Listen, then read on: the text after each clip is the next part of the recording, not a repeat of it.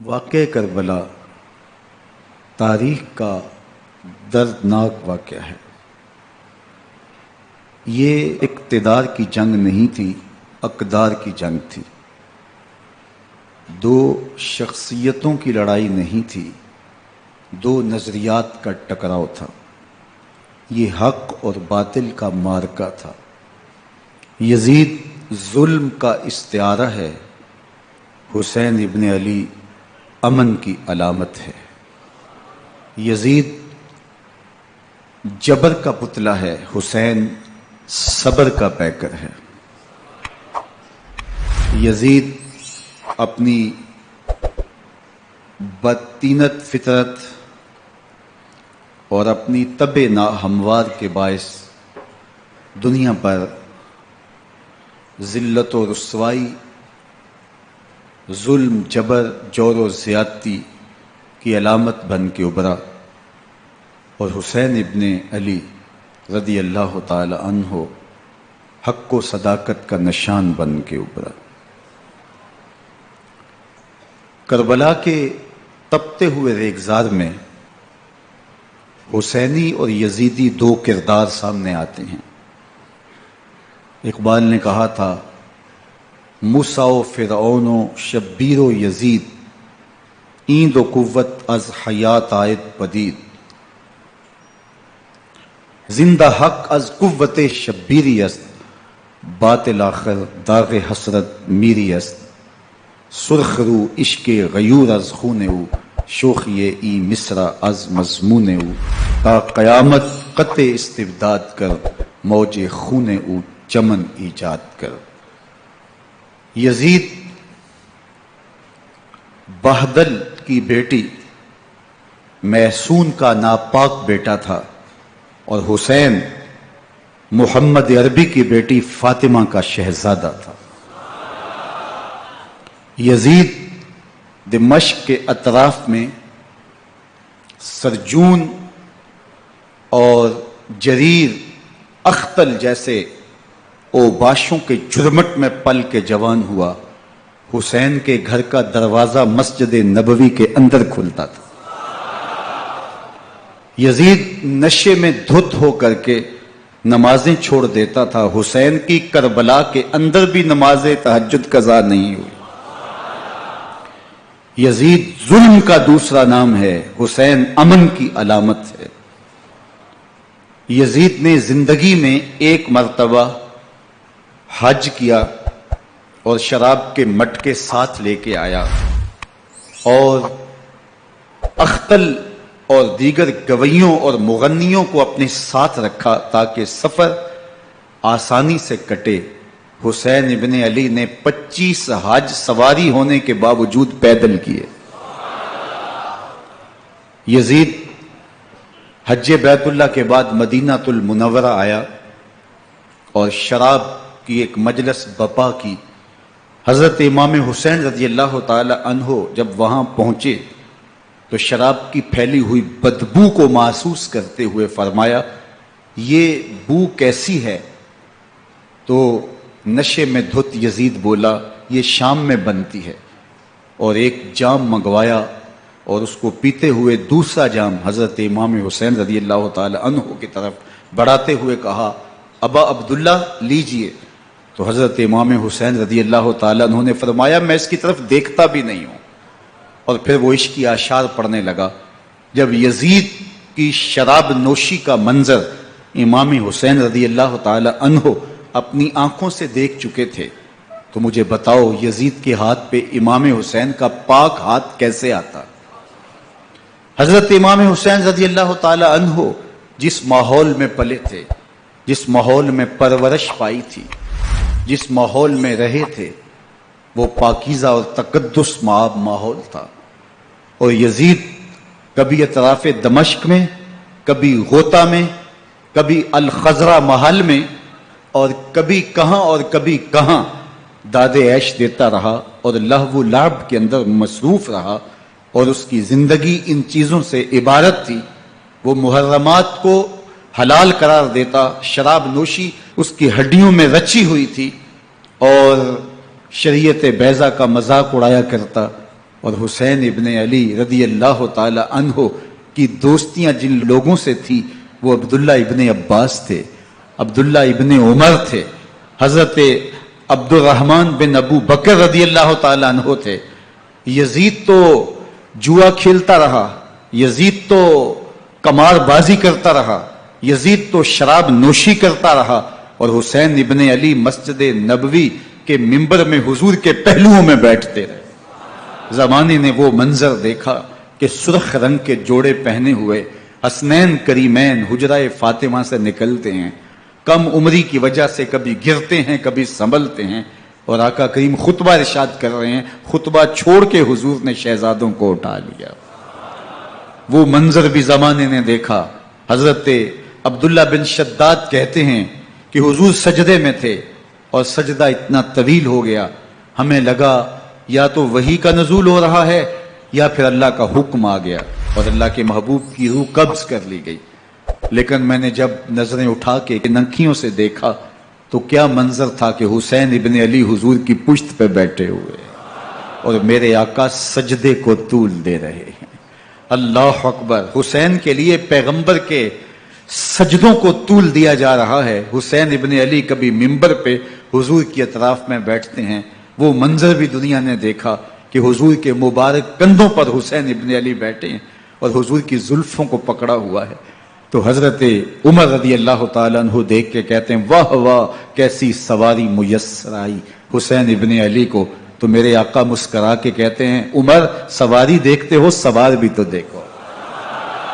اللہ اکبر! حضرت اسامہ بن زید بن حارثہ رضی اللہ تعالیٰ عنہ فرماتے ہیں رات کا ایک پہر گزر گیا اور مجھے حضور سے کوئی کام تھا، میں آقا کریم کی خدمت میں حاضر ہوا، در دولت پہ دستک دی، حضور تشریف لائے تو چادر اوڑی تھی، بکل کی ہوئی تھی میرے حضور نے، تو میں نے اپنی حاجت کہی تو حضور نے میری حاجت پوری کر دی۔ لیکن ایک منظر میں نے دیکھا کہ حضور نے جو چادر کی بکل فرمائی تھی اس کے اطراف میں پہلوؤں میں ابھار تھے جس طرح اندر کوئی ہو۔ مجھ سے نہ رہا گیا، میں نے پوچھ لیا، میں نے کہا بندہ نواز چادر کے اندر کیا ہے؟ فکاشفہ، تو حضور نے چادر کو کھول دیا۔ فائز الحسن والحسین علی ورکہ، تو کہتے ہیں میں نے اپنی آنکھوں سے دیکھا ایک پہلو سے امام حسین لپٹے ہوئے تھے، ایک پہلو سے امام حسن لپٹے ہوئے تھے۔ فرمایا یہ میرے بیٹے ہیں، یہ میری بیٹی کے بیٹے ہیں، اے اللہ میں ان سے پیار کرتا ہوں، تو بھی ان سے پیار کر، جو ان سے پیار کرے اس سے بھی پیار کر۔ ان کی محبت کا درس دیا، ان کے پیار کا سبق پڑھایا، کہا ان سے پیار کرنے والا میرے سے پیار کرنے والا ہے، ان سے بغض رکھنے والا میرے سے بغض رکھنے والا ہے۔ ان کی تکلیف حضور کو بے چین کر دیتی تھی۔ حضرت سیدہ فاطمہ الزہرا رضی اللہ تعالی عنہ کے گھر کے قریب سے گزرے تو حضرت امام حسین کے رونے کی آواز آ رہی تھی، تو آقا کریم علیہ السلام نے فرمایا کہ فاطمہ حسین کو چپ کرواؤ، الا تعلمی ان بقاءہ یوزینی، تو جانتی نہیں حسین کا رونا مجھے دکھ دیتا ہے۔ حسین ابن علی کو حضور رونے نہیں دیتے تھے، ان کو دکھی نہیں ہونے دیتے تھے، کیونکہ رسول اللہ صلی اللہ علیہ وسلم جانتے تھے کہ یہ کتنے دکھ سہے گا، کتنی تکلیفوں سے گزرے گا اور کتنے مصائب سہے گا۔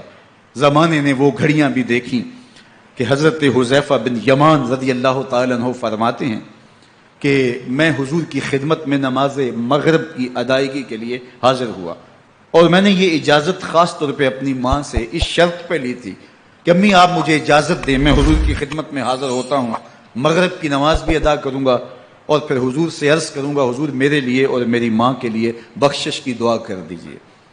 ماں نے اس شرط پہ اجازت دے دی اور میں حضور کی خدمت میں آ گیا، نماز مغرب ادا کی، سلام پھرا تو میرے دل میں آرزو تھی میں حضور سے عرض کروں حضور میرے لیے اور میری ماں کے لیے مغفرت کی بخشش کی دعا کر دیں، لیکن حضور عبادات میں ذکر میں نوافل میں ایسے مشغول ہوئے کہ میں آرزو رکھنے کے باوجود بھی عرض نہ کر سکا۔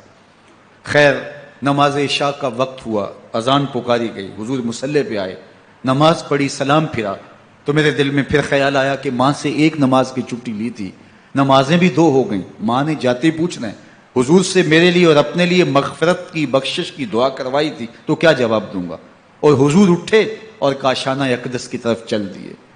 اب میرے دل میں یہ خیال رہ کے آ رہا تھا کہ ماں کو کیا جواب دوں گا، میں تو حضور سے بخشش و مغفرت کی دعا کروا ہی نہیں سکا، جب حضور چل پڑے تو غیر ارادی طور پہ میں بھی حضور کے پیچھے چل پڑا. چلنے میں تھوڑی سی رفتار تیز ہو گئی جس سے قدموں کی آہٹ پیدا ہوئی. تو جب آواز پیدا ہوئی تو حضور نے رخ پھیرے بغیر فرمایا من ھذا، میرے پیچھے پیچھے کون آ رہا ہے؟ پھر خود ہی کہا حذیفہ تو نہیں. تو میرا دل دھڑک رہا تھا. قلت نعم، میں نے کہا جی جی حضور میں حذیفہ ہوں. فرمایا ما حاجتوں کا غفر اللہ لکا ولامک، کیا کام ہے؟ اللہ تجھے بھی بخش دے، تیری ماں کو بھی بخش دے.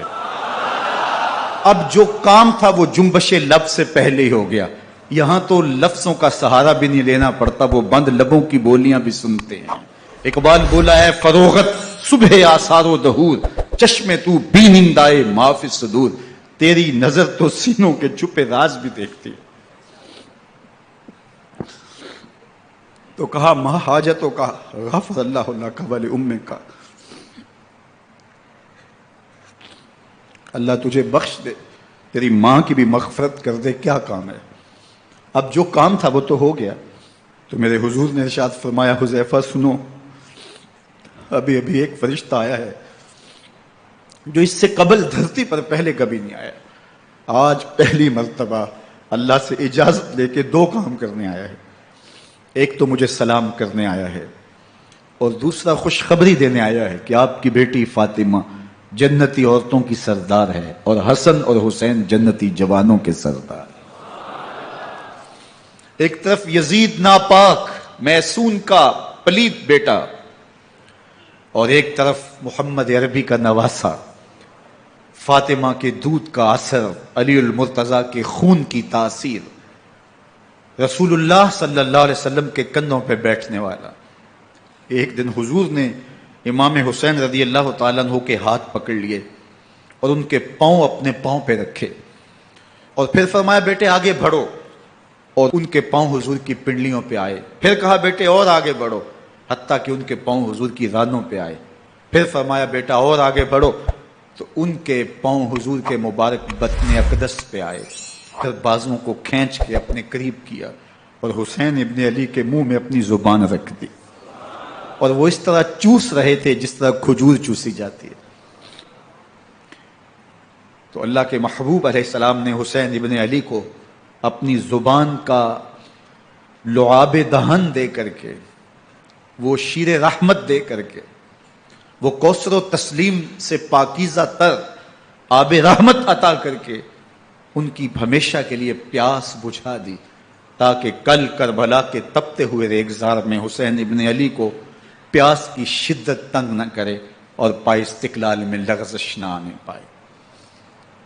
ان نازوں سے پالے ہوئے حسین کو، ان محبتوں سے پالے ہوئے حسین ابن علی کو امتحان بھی اتنے بڑے درپیش تھے. یاری تیری سونا پر ازمیشاں تیریاں اگ، سونا پرکھیا جامدہ ہے نال اگاں دے لگ.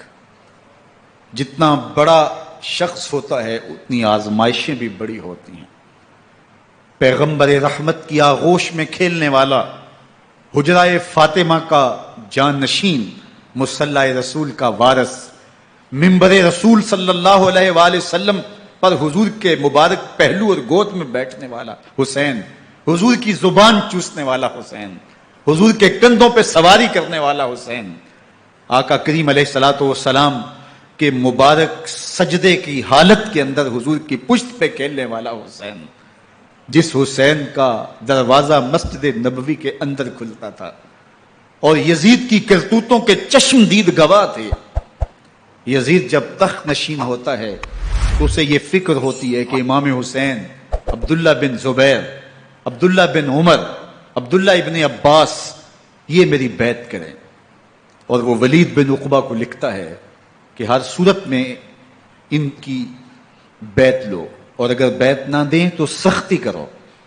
حضرت امام حسین رضی اللہ تعالی عنہ کو بلاوا آتا ہے کہ آپ کو دارالامارت میں گورنر ہاؤس میں بلایا جا رہا ہے. ولید بن عقبہ کا پیغام آپ کو پہنچتا ہے. آپ اس وقت فرماتے ہیں کہ اس وقت جو پیغام پہنچا ہے وہ کسی خطرے سے خالی نہیں ہے. تو کچھ سواروں کو ساتھ لیا، کہا تم دارالامارت کے باہر کھڑے رہنا، اگر میری آواز بلند ہوئی تو اندر آ جانا، ورنہ تم انتظار کرنا. آپ اندر گئے ولید بن عقبہ نے مروان کو بھی بلایا تھا. مروان بن حکم یہ گورنر مدینہ ولید سے پہلے رہ چکا ہے، تو اس نے مشورہ دیا کہ سختی کی جائے. خیر ولید بن عقبہ نے کہا کہ یہ خط ہے، حضرت امیر معاویہ کا انتقال ہو گیا اور یزید تخت نشین ہوا ہے، لہٰذا وہ آپ سے بیعت کا مطالبہ کرتا ہے. تو حضرت امام حسین رضی اللہ تعالیٰ عنہ نے فرمایا کہ میرے جیسا شخص یوں چھپ کے بیعت نہیں کر سکتا،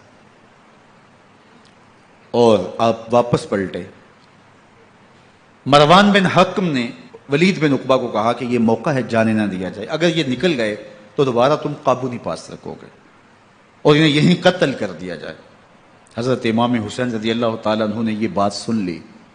کہتے ہیں حضرت امام حسین انہی قدموں کے بل واپس پلٹے اور مروان بن حکم سے مخاطب ہو کے کہا، مروان کیا بول رہا ہے؟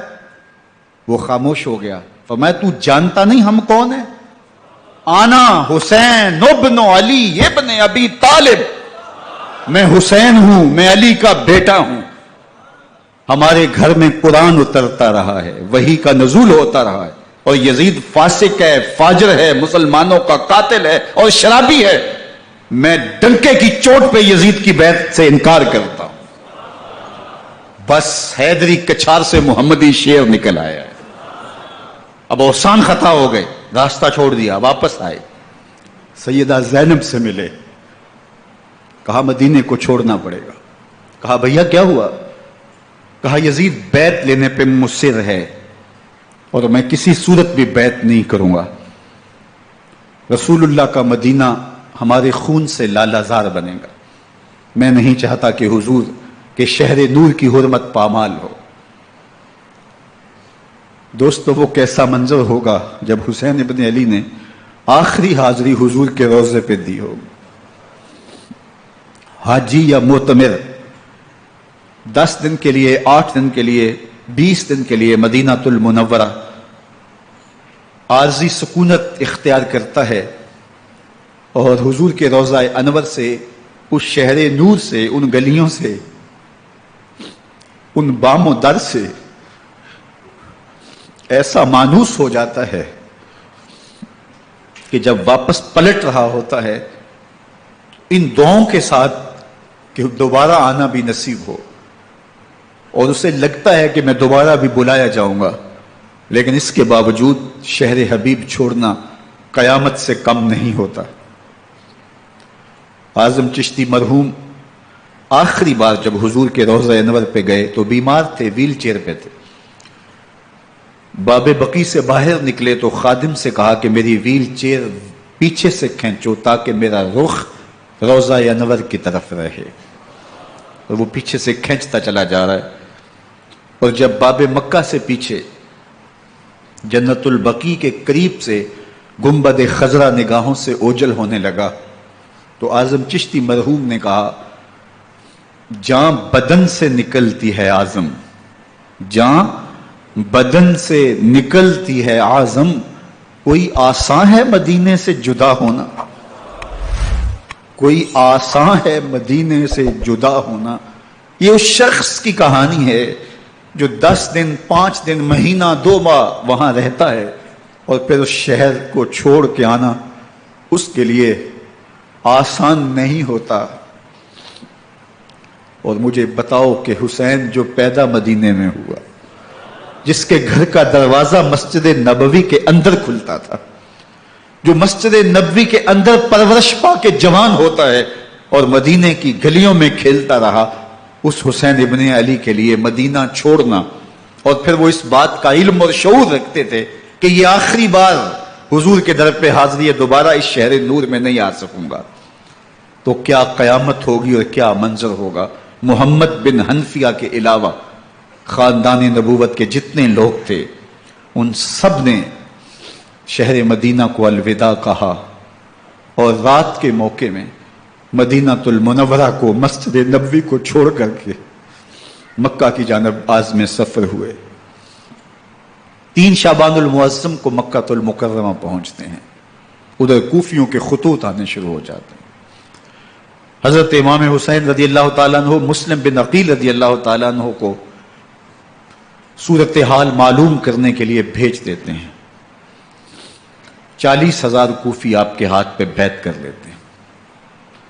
ادھر 25 پیدل حج کرنے والے حضرت امام حسین 8 ذی الحج کو احرام باندھتے ہیں، لیکن آپ کو پتہ چلتا ہے کہ حاجیوں کے روپ میں قاتل چھپا دیے گئے، تو آپ اس احرام کو حج کی بجائے عمرے میں بدلتے ہیں اور کوفے کی جانب عازم سفر ہوتے ہیں. کائنات والو، ذرا سینے پہ ہاتھ رکھ کے دیکھو کہ یہ کتنا مشکل مرحلہ تھا. اس دین کی آبرو کو بچانے کے لیے حضرت امام حسین رضی اللہ تعالیٰ عنہ نے کتنا بڑا قدم اٹھایا. آپ کے بہی خواہ، دوست، احباب عبداللہ بن عمر یہ سارے روکتے ہیں. عبداللہ بن عباس کہتے ہیں حضرت نہ جائیے. الکوفی لا یوفی، کوفی کبھی وفا نہیں کرتے. آپ کے والد کو وہاں شہید کیا گیا، لیکن آپ ایک فرض کو نبھانے جا رہے ہیں. میرے غم گسارو، میرے مہربانوں، نہ روکو مجھ کو جانے دو. مجھے نانے کے دی کی ڈوبتی کشتی بچانے دو. میں جاتا ہوں کہ دنیا پر وفا کا نام رہ جائے. میں رہوں نہ رہوں پر عظمت اسلام رہ جائے. میں نہیں جاتا تو نبی کے گھر کی آن جاتی ہے. میں نہیں جاتا تو نبی کے گھر کی آن جاتی ہے. تمہارا دین جاتا ہے، میری غیرت ایمان جاتی ہے. حضرت امام حسین یہاں سے چلتے ہیں، ابھی راستے میں ہی پہنچتے ہیں کہ یہ خبر آتی ہے کہ کوفے والوں نے بے وفائی کر دی. حضرت مسلم بن عقیل رضی اللہ تعالیٰ عنہ کو شہید کر دیا گیا. نعمان بن بشیر معزول کر دیے گئے. ابن مرجانہ ابن زیاد وہاں متعین کر دیا گیا، جو سخت گیر شخص تھا، اور اس نے لوگوں کو ڈرایا، دمکایا، اور کوفے کے لوگوں کے دل بدل گئے اور وہ بیعتیں توڑنے لگے. وہ منظر مسجد کوفہ کا کتنا دلگداز تھا. جب امام نماز کے لیے کھڑے ہوئے تو 40,000 لوگ آپ کے پیچھے تھا.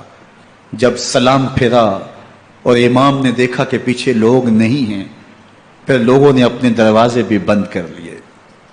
رات کی تنہائیاں ہیں اور حضرت مسلم بن عقیل کو کوئی پناہ دینے والا نہیں ہے. لوگوں نے دروازے بند کر لیے کہ کہیں ہمارے گھر میں نہ آ جائیں اور ہم مشقت اور حکومتی تشدد کا شکار نہ ہوں. کتنا دردناک لمحہ ہے حضرت مسلم بن عقیل رضی اللہ تعالیٰ عنہ پہ. اور پھر حضرت مسلم بن عقیل بے دردی سے شہید کر دیے جاتے ہیں. آپ ابھی راستے میں ہیں، یہ ساری کہانی پہنچتی ہے کہ حضرت مسلم شہید کر دیے گئے اور بے دردی سے شہید کر دیے گئے. وہ جنہوں نے خط لکھے تھے کہ ہم آپ کے ساتھ ہیں اور ہم منتظر ہیں، چشم برا ہیں، آپ کے قدموں کی چاپ سننے کے لیے بےتاب ہیں، آج انہوں نے بیعتیں توڑ دی. 40,000 کوفی منحرف ہو گئے. مسجد کوفہ کا وہ منظر کس قدر روح کو تڑپا دینے والا تھا. ہم پچھلے سال عصر اور مغرب کے درمیان جب کوفہ پہنچے تو سورج ڈوبنے کے قریب تھا. میں نے اپنی زندگی میں اتنا اداس موسم کہیں نہیں دیکھا جتنا اداس موسم کوفے میں دیکھا. ایسے لگتا تھا جس طرح کوفے کی آب و ہوا آج بھی شرمندہ ہے. جو مسلم بن عقیل اور خاندان نبوت کے ساتھ اہل کوفہ نے کیا، حضرت امام حسین رضی اللہ تعالیٰ عنہ کو ان کے بہی خواہوں نے، اعزاء نے، اقربا نے، دوستوں نے، آوان و انصار نے، ساتھیوں نے کہا کہ حضرت حالات یکسر تبدیل ہو گئے، اب ہمیں مراجعت کر جانی چاہیے، واپس پلٹ جانا چاہیے. تو حضرت امام حسین کافی سوچ بچار میں رہے. پھر اس کے بعد آپ نے فیصلہ کیا کہ ہم آگے بڑھیں گے. دوستوں نے کہا کہ حضرت اگر آپ آگے بڑھیں گے تو ہمیں لگتا ہے کہ وہ آپ کے ساتھ سلوک اچھا نہیں کریں گے اور آپ بچوں کے سامنے پیاس سے شہید کر دیے جائیں گے. تو حضرت امام حسین رضی اللہ تعالیٰ عنہ نے وہاں ایک خطبہ ارشاد فرمایا کہ لوگوں، تم جو مجھے بتا رہے ہو مجھے اچھی طرح معلوم ہے. جو تم مجھے منظر پیش کر رہے ہو وہ میری نگاہوں میں ہے، اور جو کچھ ہونے والا ہے چشم تصور وہ منظر دیکھ رہی ہے. کیونکہ حضرت امام حسین رضی اللہ تعالیٰ عنہ کی شہادت کی خبر حضرت امام حسین کے پیدا ہوتے ہی خاندان نبوت میں عام تھی. حضور علیہ الصلوۃ والسلام کو یہ بات جبریل امین نے آ کے بتائی تھی جب حسین ابن علی کے ساتھ حضور محبت کا اظہار کر رہے تھے، تو یہ جبریل امین نے آ کے کہا تھا حضور آپ کا یہ بیٹا ارض طف میں شہید کر دیا جائے گا، اور کربلا کی مٹی لا کے حضور کو دی اور ام سلمہ کو حضور نے عطا کر دی۔ حضرت ام سلمہ کہتی ہیں کہ ایک دن میں سوئی تو خواب دیکھا کہ حضور کے مبارک بال بکھرے ہوئے ہیں اور سخت پریشان ہیں، تو میں نے کہا کہ حضور آپ کی یہ کیا حالت ہے؟ وَبِيَدِهِ قَارُورَةٌ، اور حضور کے ہاتھ میں ایک شیشی ہے، فیہا دمن، جس کے اندر خون ہے۔ تو میں نے کہا حضور یہ کیا؟ فرمایا میں قتل گاہ حسین سے آ رہا ہوں اور یہ حسین ابن علی کا خون ہے۔ تو کہا 10 محرم کا دن تھا، دوپہر کا یہ منظر تھا، میں قیلولہ کر کے اٹھی، جب میں نے دیکھا تو وہ شیشی جس میں کربلا کی مٹی رکھی تھی وہ خون بن چکی تھی۔ تو یہ خبر پہلے دی گئی تھی، یہ بتا دیا گیا تھا۔ فرمایا میرے دوستو جو تم مجھے بتاتے ہو میں اس سے بے خبر نہیں ہوں، یہ سب کچھ ہونے والا ہے، لیکن اس کے باوجود میں کیوں جا رہا ہوں؟ تو آپ کا ایک تاریخ ساز جملہ ہے جو کربلا کے فلسفے کو ہمارے سامنے رکھتا ہے کہ یہ اتنا بڑا امتحان کیوں دیا۔ حضرت امام حسین رضی اللہ تعالیٰ عنہ نے فرمایا وَلَكُمْ فِيَّ أُسْوَةٌ، میں اس لیے جا رہا ہوں قیامت تک ظلم، جبر اور ناانصافی کے خلاف کھڑے ہونے والوں کے لیے کوئی نمونہ تو ہو۔ میری زندگی قیامت تک ظلم، جبر اور استحصالی نظام کے خلاف کھڑے ہونے والوں کے لیے نمونہ ہے۔ تو حضرت امام حسین رضی اللہ تعالیٰ عنہ نے حق اور باطل کے درمیان ایک سرخ لکیر کھینچ دی اپنے خون سے۔ اب حق اور باطل کا امتیاز کرنا مشکل نہیں ہے، کوئی باطل پہ اڑا رہے تو الگ بات ہے، لیکن امتیاز کرنا مشکل نہیں ہے۔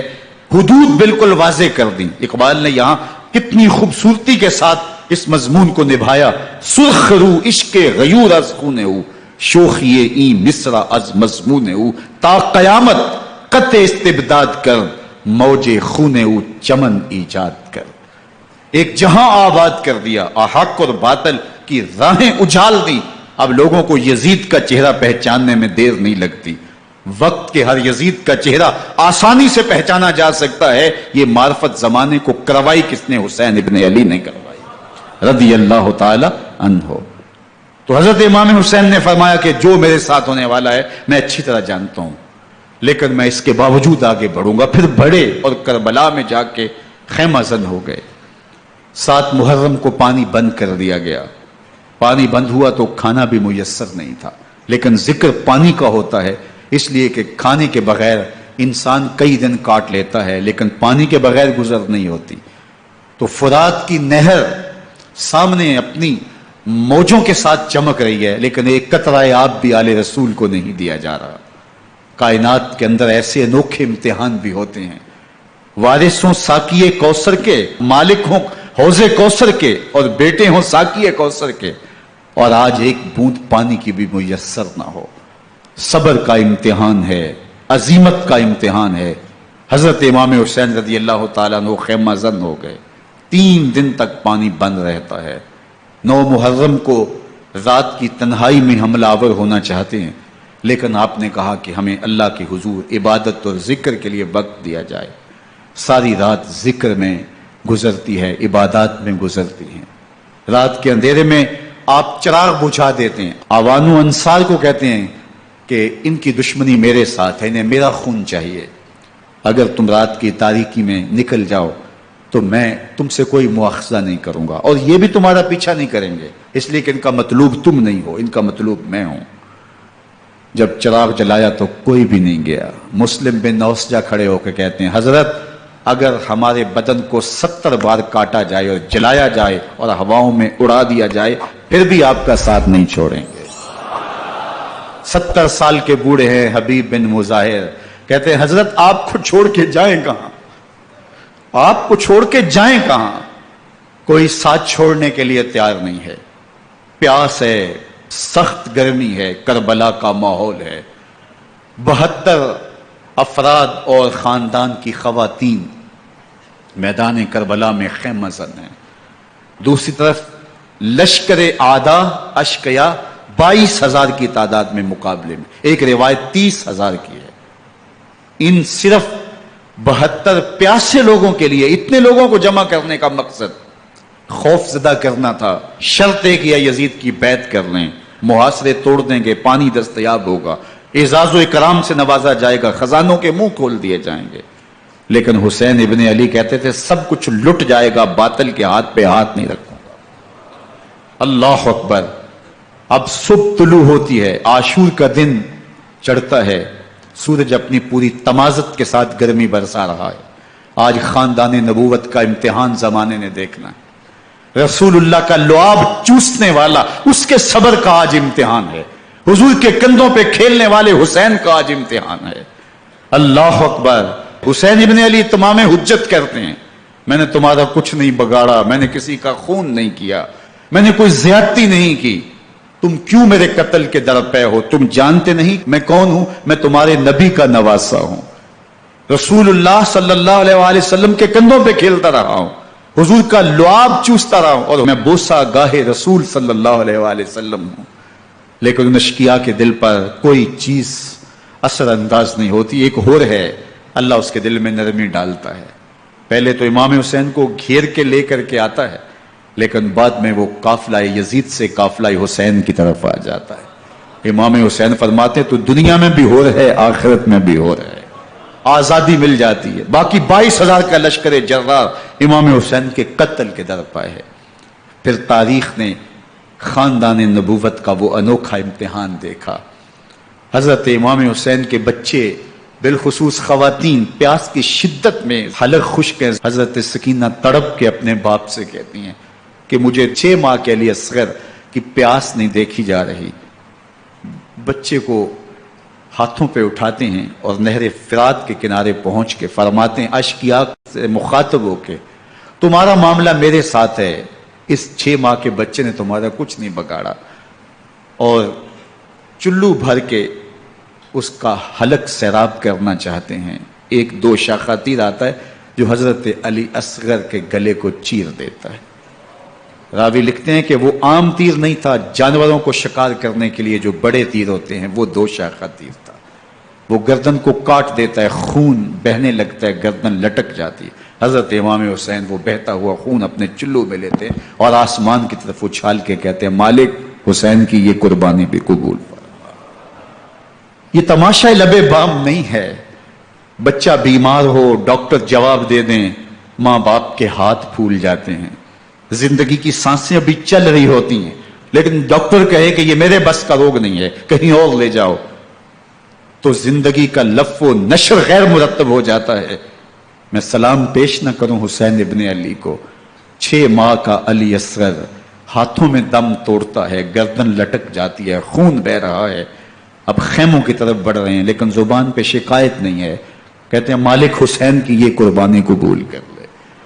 اب خیموں کی طرف آنا, شہر بانو, ام رباب, سیدہ زینب, حضرت سکینہ سلام اللہ علیہا کا سامنا کوئی آسان کام نہیں تھا. لیکن حسین ابن علی آتے ہیں, شہزادے کو یہاں خیموں کے قریب رکھ کے کہتے ہیں کہ یہ حوض کوثر سے سیراب ہو گیا ہے. اللہ اکبر. کوہرام مچ جاتا ہے خیموں کے اندر.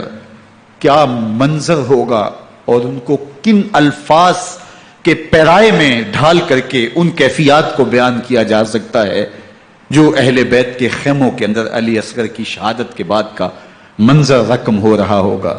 اللہ اکبر. ادھر اشقیاء آوازیں دے رہے ہیں, مبارزت کے لیے پکار رہے ہیں. زمانے نے پھر وہ منظر بھی دیکھا کہ جوان بیٹے کو 18 سال کی کمائی حضرت امام حسین میدان عمل میں بھیج رہے ہیں. وہ علی اکبر جو حسین کا نور نظر ہے, آنکھوں کا قرار ہے, دل کی تسکین ہے. اور پھر حضرت علی اکبر جب گھوڑے کی زین سے فرش زمین پہ گرتے ہیں تو باپ کو آواز دیتے ہیں, اور حضرت امام حسین جو ہے وہ آگے جا کے بیٹے کی لاش اٹھاتے ہیں. اللہ اکبر. 18 سال کے بیٹے کی لاش کو کندھوں پہ اٹھا کے خیموں تک لاتے ہیں اور ہاتھ پھیلا کے کہتے ہیں مالک حسین کی یہ قربانی بھی قبول فرما. کبھی قاسم بن حسن کی لاش اٹھا کے لاتے ہیں, کبھی اونو محمد کی لاشیں اٹھا کے لاتے ہیں, بتیجوں کی, بھانجوں کی, بھائی عباس کے کٹے ہوئے بازو اور زخموں سے چھدا ہوا لاشا. کیا کیا قیامتیں تھیں جو اس کربلا کے ایک میدان کے اندر نہیں توڑی گئیں. حضرت امام حسین پر دکھ پہ دکھ، تکلیفوں پہ تکلیفیں، اب 71 لاشیں اٹھا کے خیموں تک پہنچا چکے، اور ادھر مبارزت کی دعوت دی جا رہی، آؤ میدان عمل میں آؤ، اب دیر کیوں کر رہے ہو؟ رسول اللہ کا حرم، رسول اللہ کی شہزادیاں جو نازوں میں پلی تھیں، وہ کلیاں جو شبنم کا بوجھ بھی گوارا نہیں کر سکتی تھی، آج مصیبتوں کے پہاڑ ٹوٹ گئے۔ حضرت امام حسین کبھی شہربانوں کو، کبھی ام رباب کو دلاسا دیتے ہیں، کبھی حضرت زینب کو کہتے ہیں۔ حضرت زینب کربلا کے اس میدان کے اندر بڑے حوصلے کے ساتھ اپنے بھائی کے ساتھ کھڑی رہی، اپنے 2 بیٹے راہ خدا میں پیش کیے، ان کی لاشیں وصول کی، لیکن زینب جس جرأت کے ساتھ، جس پامردی کے ساتھ اس سارے منظر کو حوصلے کے ساتھ سہتی رہی، وہ یقیناً حوصلہ سیدہ زینب سلام اللہ علیہا کا ہی ہے۔ لیکن یہ وہ منظر تھا کہ زینب کا دل بھی ڈول گیا جب حسین ابن علی گھوڑے پہ بیٹھنے لگے، اور ان کو گھوڑے میں بٹھانے والا کوئی نہیں تھا، اور جو بھی سوار جاتا پھر واپس اس کی لاش ہی آتی اور حسین ابن علی لے کے آتے۔ آج حسین ابن علی جا رہے ہیں، زندگی کا سارا سرمایہ لٹ رہا ہے، حضرت زینب سلام اللہ علیہا سنبھل نہیں رہی۔ حضرت امام رضی اللہ تعالیٰ عنہ اٹھے اور آپ نے حضرت زینب کو صبر کی تلقین کی اور کہا کہ صبر ہی بہترین ذریعہ ہے اور اللہ کی قربت کا ایک بہترین سبب ہے، اور ان کو صبر کی تلقین کرتے ہوئے فرمایا کہ میرے بعد تم نے اس ذمہ داری کو سنبھالنا ہے، اور ان مخدرات اسلام کی، ان شہزادیوں کے پردے کی تم نے حفاظت کرنی ہے۔ اور پھر گھوڑے کی زین کس کے امام حسین لشکر اشکیا کی طرف بڑھتے ہیں۔ اب خیموں سے سسکیوں کی آواز آ رہی ہے، ان کا سردار، ان کا تاجدار آج سب کو چھوڑ کے کربلا کے میدان کی طرف بڑھ رہا ہے۔ جرم کیا کیا، قصور کیا کیا، اس نے کیا زیادتی کی کہ آج نیزوں اور انیوں کے مقابلے میں 22,000 کا لشکر حضرت امام حسین پہ ٹوٹ پڑتا ہے۔ آپ پھر اتمام حجت کرتے ہیں، میں نے کسی کو قتل نہیں کیا، خون ناحق نہیں بہایا، میرے خون کے درپے کیوں ہو، اپنی آخرت کیوں برباد کرتے ہو؟ تم جانتے نہیں میں کون ہوں، میں تمہارے نبی کا نواسا ہوں۔ لیکن ابن زیاد کہتا ہے مقابلے میں آؤ۔ پھر حضرت امام حسین رضی اللہ تعالیٰ عنہ مقابلے میں آتے ہیں، اور جب گھوڑے کو ایڑ لگا کے دشمن اشقیاء پہ ٹوٹتے ہیں تو پھر ایسا منظر ہوتا ہے کہ وہ بھیڑ بکریوں کی طرح آگے بھاگتے ہیں۔ 71 زخم کلیجے پہ لیے شجاعت کا یہ پیکر جب میدان میں آتا ہے، آواز آتی، یہ کون ذی وقار ہے، بلا کا شاہ سوار ہے، لباس ہے پھٹا ہوا، غبار سے اٹا ہوا، تمام جسم نازنی چدا ہوا کٹا ہوا، یہ نبی کا نور عین ہے، یہ بال یقین حسین ہے، یہ حسین ابن علی ہے رضی اللہ تعالیٰ عنہ۔ پھر چاند بادلوں میں گھر جاتا ہے، شامی ہنڈے تیر برساتے ہیں، تلواروں سے آپ کے بدن پر ضربیں لگاتے ہیں اور نیزوں سے آپ کے بدن کو پرو دیتے ہیں۔ جب آپ کا پیراہن بعد میں اتارا گیا تو آپ کے پیراہن میں 122 سوراخ تیروں کے تھے، 33 زخم تلواروں کے اور 34 گھاؤ نیزوں کے تھے۔ جب گھوڑے کی زین سے فرش زمین پر آئے، بدن چھلنی تھا، زخم زخم سے خون بہ رہا تھا، 3 دن کا پیاسا حسین، اللہ اکبر، بدن زخموں سے چور، 71 لاشیں کلیجے پہ لیے، مخدرات اسلام کے پردے کا خیال دل میں الگ ہے، لیکن گھوڑے کی زین سے جب فرش زمین پہ امام حسین آتے ہیں، زبان پہ ہائے نہیں، نالا و شیون نہیں، چیخ و پکار نہیں، آتے ہی پیشانی سجدے میں رکھتے ہیں اور پکارتے ہیں اللہم ردن بقضائک وصبرن علی بلائک تسلیما لامرک سبحان ربی الاعلی۔ مالک گھر لٹا کے، بچے لٹا کے، خاندان سب کچھ قربان کر کے، اپنے بدن کو زخموں سے چھلنی کروا کے، تیروں اور نیزوں کی انیوں سے اپنے آپ کو زخمی کروا کے، تیرے حضور سر جھکا کے یہ اقرار کرتا ہوں کہ حسین تیری تقدیر پہ راضی ہے، مالک تو بھی بتا، تو بھی حسین پہ راضی ہوا ہے کہ نہیں ہوا؟ آواز آ رہی ہے، اس پیاسے پر علی شیر خدا کو ناز ہے، اس نواسے پر محمد مصطفیٰ کو ناز ہے، اوروں نے بھی سجدے کیے پر اس کا عجب انداز ہے، اس نے وہ سجدہ کیا جس پر خدا کو ناز۔ حسین ابن علی رضی اللہ تعالیٰ عنہ کا سر انور دستے قاتل نے تب کاٹا جب وہ سجدے میں جھکا ہوا تھا. یزید نے کہا میں بیعت لوں گا، امام حسین نے کہا کبھی بھی نہیں دوں گا. یہ سر کٹ سکتا ہے، جھک نہیں سکتا. سر کاٹ کے نیزے کی نوک پہ چڑھا دیا گیا، اور یہ اس بات کا اعلان تھا کہ ہم جیت گئے اور حسینی ہار گئے. اور لشکر یزید میں غوغا مچ گیا، نقارے بجنے لگے کہ ہم جیت گئے، دیکھو امام حسین شہید کر دیے گئے. اور سر کاٹ کے نیزے کی نوک پہ چڑھایا گیا، لیکن لشکر یزید سے ہی آواز آئی یہ کیسا سر ہے جو کٹ کے بھی سر بلندی ہے، کٹ گیا ہے پھر بھی اونچا ہے. اللہ اکبر. یہ سر سجدے میں کٹا ہے، رب کے حضور عبادت کی حالت میں کٹا ہے. حسین آج بھی سجدے میں ہے. اللہ اکبر. حسین آج بھی سجدے میں ہے، بلکہ کٹے ہوئے سر کا رخ زمین کی جانب تھا اور کٹی گردن آسمان کی طرف، یوں نیزے پہ پرویا گیا. اللہ اکبر. ایک شاعر نے نقشہ کھینچا، باں کے سر نیزے پہ اور سوئے زمین ہے روح، یعنی سجدہ ثانی کی ہے آرزو. رکعت کے 2 سجدے ہوتے ہیں، ابھی ایک سجدہ ہوا تھا کہ دستے قاتل نے سر کاٹ دیا. کہا حسین کی پیشانی میں دوسرے سجدے کی تمنا مچل رہی ہے. یہ تھا حسین ابن علی کا سجدہ. ساری زندگی رب کے حضور سجدہ قضا نہیں ہونے دیا. آج پانی نہیں ہے، اللہ اکبر. آج تیمم کر لیتے ہیں. آج اپنے خون کو اوڑھ کر کے حسین نے اپنی پیشانی اپنے مالک کے حضور جھکا کر کے عظیمت کی وہ انوکھی داستان رقم کر دی کہ صدیاں گزرنے کے باوجود بھی ان کی یادوں کے چراغ روشن ہیں. جب حضرت امام حسین اور دوسرے آیان و انصار کو شہید کر دیا گیا تو ان کے سر نیزوں کی نوک پہ چڑھا دیے گئے. حضرت امام حسین کا کٹا ہوا سر اور باقی 71 افراد کے کٹے ہوئے سر نیزوں کی نوک پہ. اور 10 سواروں کو ابن سعد نے کہا کہ ان کو رون دو، اور گھوڑوں کی ٹاپوں تلے حضرت امام حسین رضی اللہ تعالیٰ عنہ اور ان کے آوان و انصار کو جو ہے وہ روندا گیا، حتیٰ کہ ان کی استخوان مبارک، ان کی ہڈیاں بھی چور چور ہو گئیں. روننے سے قبل ان کا لباس اتار لیا، ان کے کپڑے اتار لیے گئے. اللہ اکبر. کیسی دردناک گھڑیاں تھیں. یزید کا صرف یہی بد کرداری کا مرحلہ نہیں تھا. اس کربلا کے صحرا کے اندر یزید نے جس طرح امام حسین رضی اللہ تعالیٰ عنہ کو شہید کیا اور حضرت امام حسین کے خاندان کو شہید کیا، جب مدینہ المنورہ پر یزید نے مسلم بن عقبہ کو مقرر کیا، جس کو بزرگوں نے مصرب بن عقبہ کہا ہے، تو اس کو کہا 3 دن تک مدینے کا حرم تمہارے لیے حلال ہوگا، جو چاہو تم کرنا، اور شامی فوجوں کو اجازت ہوگی. تو وہاں بھی انہوں نے 10,000 تابعین اور 700 صحابہ کو شہید کیا.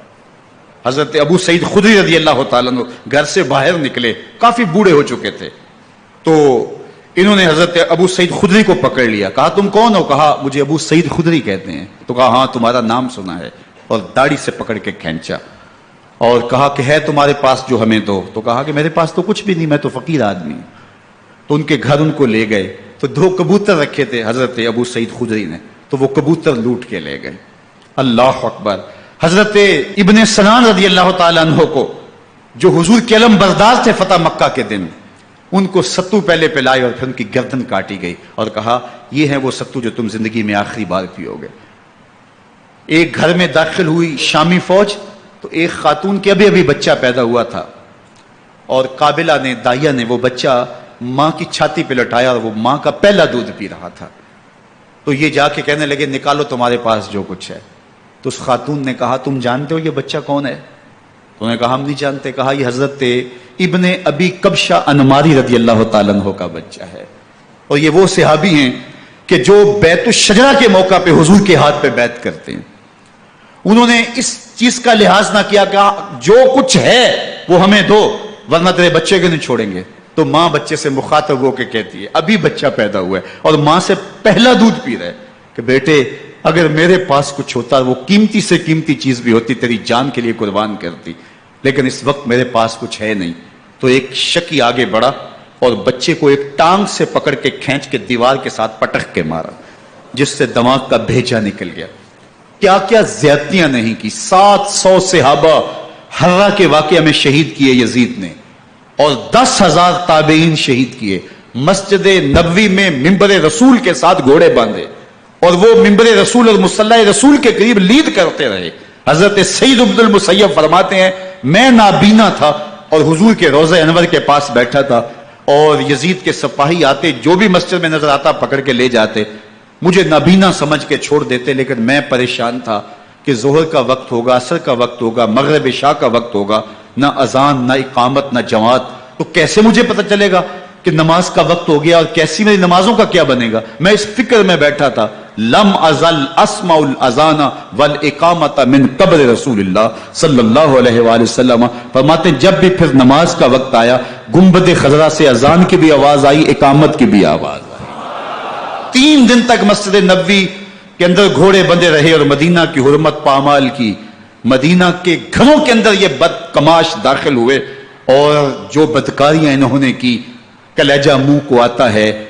1002 شیزائیں ان بدکاروں کی بدکاریوں کی وجہ سے کنواری حالت کے اندر حاملہ ہوئی. 3 دن تک مدینے کا حرم انہوں نے پامال کیا اور پھر مکہ المکرمہ میں کعبہ اللہ پر گولے برسائے اور کعبہ کا غلاف جل گیا. وہ تو یزید مر گیا اور حضرت عبداللہ ابن زبیر رضی اللہ تعالیٰ عنہ نے اپنی خلافت کا اعلان کیا. یزید کے یہ کرتوت تھے, ادھر اہل مدینہ کو ستایا, ادھر اہل مکہ کو ستایا اور رسول اللہ صلی اللہ علیہ وسلم کے خانوادے کی بے حرمتی اور توہین کی. نہ صرف انہیں قتل کیا گیا, ان کی لاشوں پہ گھوڑے دوڑائے. ابن سعد اور شمر جو ہے وہ خیموں میں داخل ہوا اور مخدرات اسلام کی چادریں چھیننے کی کوشش کی. حضرت زینب سلام اللہ علیہ نے مخاطب ہو کے کہا ہمارے چہرے کے رکھوالے چلے گئے ہیں, ظالم تو خیال نہیں کرتا ہم رسول اللہ کی بیٹیاں ہیں. حضرت شہربانو, حضرت زین العابدین اور حضرت زینب سلام اللہ علیہم, ان تینوں کو ایک اونٹ پہ باندھا گیا اور باقی اونٹوں پہ باقی سادات کو, حضور کی شہزادیوں کو باندھا گیا, رسیوں میں جکڑا گیا اور اونٹوں پہ باندھ کر کے کوفے کی جانب آگے آگے شہیدوں کے سر چل رہے ہیں اور پیچھے یہ قافلہ چل رہا ہے. اور جب یہ قافلہ وہاں سے گزرا جہاں لاشیں پڑی تھی, امام زین العابدین 14 سال کے تھے اور بیمار تھے اور ان کا حوصلہ نہ ہوا, وہاں غشی ان کے اوپر آنے لگی. اور وہ منظر ابن کثیر نے, باقی لوگوں سب نے لکھا ہے کہ پھر جب ان کی یہ حالت ہوئی تو پھر سیدہ زینب سلام اللہ علیہ جنہوں نے ابھی تک بڑے حوصلے کے ساتھ ساری مشکلات کا مقابلہ کیا تھا, اب ان کے بندن ٹوٹ گئے اور آنکھوں سے آنسو بہنے لگے اور سیدہ زینب پہ امام حسین رضی اللہ تعالیٰ عنہ کی لاش پہ کھڑے ہو کے, اور وہ روندی ہوئی لاش, ٹوٹی ہوئی ہڈیاں اور وہ پریشان بدن, کٹا ہوا سر نیزے کی نوک پہ اور لاش یہ پڑی ہے. تو حضرت سیدہ زینب نے مدینے کی طرف منہ کر کے جو ہے وہ حضور سے فریاد کی, یا محمد آہو, یا محمد آہو, ھذا حسین بالآراء مزمل بالدماء, یا محمد آہو بناتوں کا سبایا. رسول اللہ, اے پیارے آقا, یا جدہ ہو, اے ہمارے نانا محترم, یہ دیکھیے آپ کا حسین پڑا ہوا ہے. بدن سے کپڑے اتار لیے گئے, خاک ہوائیں اڑا رہی ہیں اور اس کے اوپر چادر جو ہے وہ مٹی کی پڑ گئی ہے. حضور آپ کی اولاد کاٹ دی گئی اور پھر کہا بناتوں کا سبایا.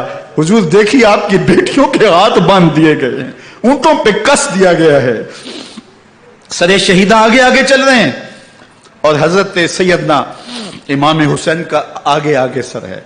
راستے کے اندر ایک جگہ آئی, رات گزری اور ان کو اتارا گیا. رات کا موقع تھا, ایک خاتون آئی اور اس نے کوئی کھانا پیش کیا ان کو اور کہا کہ میں کسی زمانے میں حضرت سیدہ فاطمہ الزہرا کی نوکری کیا کرتی تھی, ان کی لونڈی تھی, ان کی کنیز تھی, اور آج مجھے پتا چلا کہ آپ لوگ گزر رہے ہیں تو میں نے کہا کہ میں اپنی مخدومہ کے خاندان کی خدمت کروں. اور پھر اس نے کہا کہ اس وقت سیدہ کی گود میں ایک 6-7 ماہ کی بچی تھی جس کو زینب کہا کرتے تھے. تو سیدہ زینب نے کہا کہ اماں اگر پہچانتی ہو تو وہ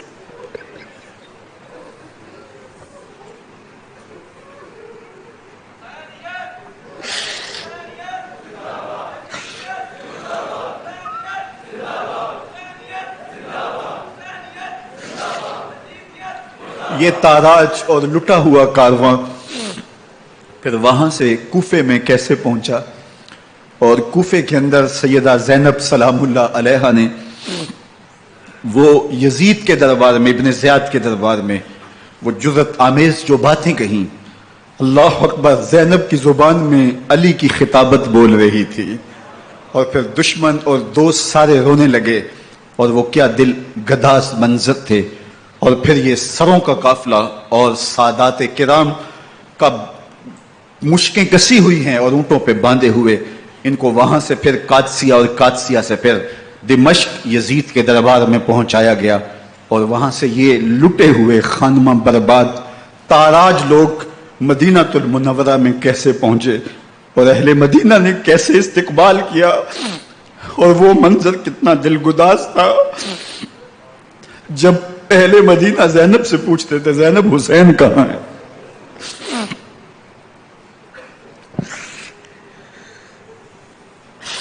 بے مروت بے وفا تیرا بھی کیا افسانہ ہے، جس نے اپنی ہی شمع کو گل کیا تو وہ پروانہ ہے۔